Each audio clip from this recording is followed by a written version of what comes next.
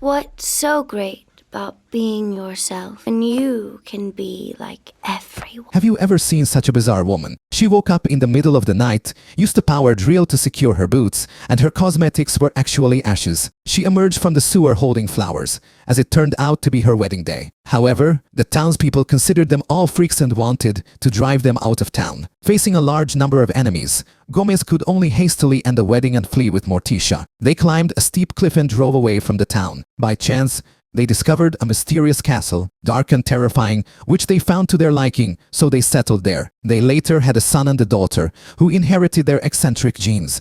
Wednesday slept under a guillotine every day and loved to tease her brother. Her brother always tried to challenge her authority, but he always ended up failing. Parsley had no choice but to focus his attention on his father, Gomez. Parsley watched his father's every move through a telescope. Then began his crazy actions. He boarded a rocket and launched into the sky. With a loud explosion, the rocket streaked across the sky, heading straight for Gomez's head. Fortunately, Gomez was agile and managed to dodge the rocket by bending backward. The rocket exploded in mid-air, and Parsley deployed his parachute. He fired a bomb at Gomez's location using a slingshot. Parsley's actions finally enraged Gomez. Gomez struck the parachute with a baseball bat, putting an end to Parsley's antics. Wednesday also decided to play a prank on Parsley. Wednesday knew Parsley was highly averse to Mojiukaye, so she lured Parsley into a hole and told him this would help him avoid Mojiukaya. Parsley believed Wednesday's words and crawled into the hole. Suddenly, Wednesday heard the sound of a bell outside the castle. She opened the door to investigate, but the sound gradually faded away. This puzzled Wednesday, so she asked about it at the dinner table.